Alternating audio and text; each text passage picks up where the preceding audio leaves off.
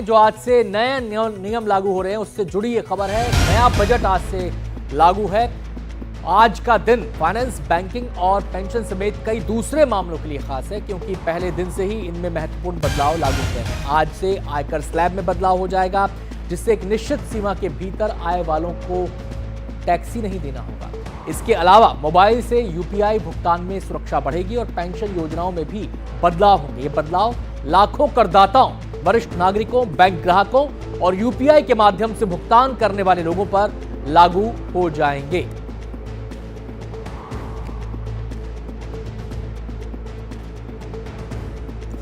तो आज से जो 10 बड़े बदलाव होने जा रहे हैं उनके बारे में आपको बता दें। उनके कुछ खास पॉइंट्स ये हैं कि नए टैक्स नियम जो हैं आज से लागू होने जा रहे हैं, यूपीआई नियम बदले गए हैं, जीएसटी में बदलाव किए गए हैं और डोरमेंट अकाउंट्स आज से बैंक्स में बंद कर दिए जाएंगे। एफडी पर आपको ज्यादा फायदा मिलने की बात कही गई है। एफडी इंटरेस्ट रेट में भी काफी बदलाव किए गए हैं और डिविडेंड के लिए पैन आधार लिंक करना अब जरूरी होगा। डीमैट म्यूचुअल फंड अकाउंट के नियम कड़े कर दिए गए हैं, आप उन्हें ध्यान से पढ़ लीजिए। और सेविंग अकाउंट पे मिनिमम बैलेंस होना बेहद जरूरी है। गैस सिलेंडर की कीमतों में भी बदलाव किए गए हैं।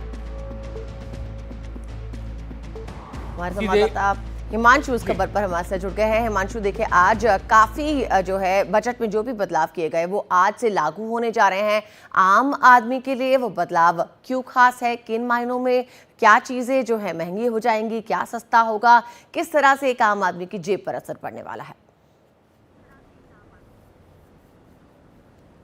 देखिए, करोड़ों लोगों के सामने अब यह विकल्प होगा कि वो जो नई टैक्स व्यवस्था, जो नए टैक्स स्लैब का प्रस्ताव वित्त मंत्री ने शामिल किया था इस साल के बजट में, जिसको संसद की अनुमति पिछले ही महीने मिल चुकी है, वो 1 तारीख से लागू होंगे। यानी अब जो टैक्स पेयर्स हैं उनके पास ये विकल्प होगा कि अगर वो चाहे तो नई टैक्स व्यवस्था के साथ जुड़ सकते हैं और 12 लाख तक की आय पर जो टैक्स नहीं लगाने का जो एक बड़ा फैसला वित्त मंत्री ने, जिसका प्रस्ताव बजट में शामिल किया था, उसका लाभ उठा सकते हैं।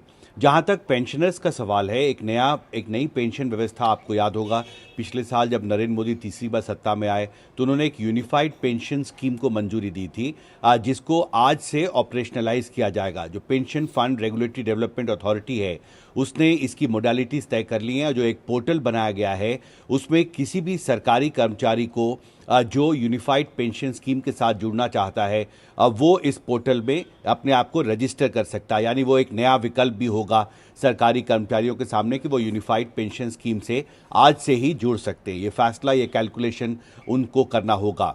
जहां तक कुछ चीज़ें हैं जो महंगी होंगी, एनएचएआई ने ये ऐलान किया है कि 1 अप्रैल से जो टोल टैक्स है वो कुछ महंगा होगा। मैं देख रहा था लखनऊ हाईवे के आसपास 5 रुपये से 25 रुपये, मेरठ एक्सप्रेसवे के आसपास जो हाईवेज और एक्सप्रेसवेज हैं उनमें 5 रुपये से 25 रुपये तक की जो लाइट व्हीकल्स हैं, जो कारें हैं, उनका जो टोल टैक्स है वो महंगा होगा।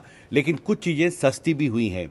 आज सुबह सुबह इंडियन ऑयल ने ऐलान किया जो कमर्शियल एलपीजी सिलेंडर है 19 किलो वाला, वो आज से 41 रुपये सस्ता हो गया है। तो काफ़ी कुछ सस्ता भी हुआ है, कुछ महंगा भी हुआ है। लेकिन 2 महत्वपूर्ण मुझे लगता है आज से जो बदलाव होगा, पहला जो नया टैक्स सिस्टम है वो बहाल हो गया है और दूसरा जो नई पेंशन स्कीम है। हिमांशु, मेरा एक सवाल बैंकिंग सिस्टम से जुड़ा हुआ है और मेरा सवाल आपसे ये है कि जो खाते ऐसे हैं जिन्हें डोरमेंट अकाउंट कहा जाता है, अपने दर्शकों को हम बता दें कि डोरमेंट अकाउंट वो जिनमें लंबे समय से लेन देन नहीं हुआ है, ऐसे खातों को लेकर क्या नया नियम आज से लागू होने जा रहा है? क्या ऐसे खाते स्वतः ही बंद कर दिए जाएंगे?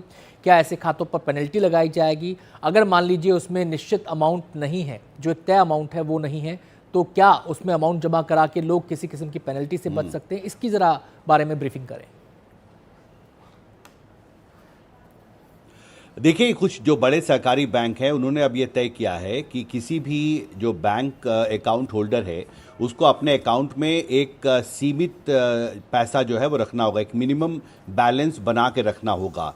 ये व्यवस्था आज से लागू होगी और जो भी बैंक अकाउंट होल्डर हैं, अगर वो अपने बैंक अकाउंट में जो सीमा बैंक तय करेगी, सरकारी बैंकों की तरफ से ये ऐलान किया गया है कि एक मिनिमम अकाउंट बैलेंस जो है आपके अकाउंट में होना चाहिए, कुछ पैसा सीमित स्तर पे होना चाहिए। और अगर जिन बैंक अकाउंट्स में वो मिनिमम बैलेंस नहीं है तो उसको बंद करने की प्रक्रिया बैंक शुरू करेंगे। और साथ ही एक और महत्वपूर्ण बात है यूपीआई को लेके कि बहुत सारे ऐसे यूपीआई सिस्टम्स हैं जो जिनमें इनएक्टिव हैं, जो फ़ोन नंबर से जो वो लिंक्ड जी। हैं, वो अभी सक्रिय नहीं हैं, तो उनको बंद करने को लेकर भी एक नई व्यवस्था आज से शुरू हो गया। बहुत बहुत शुक्रिया हिमांशु इस पूरी जानकारी के लिए।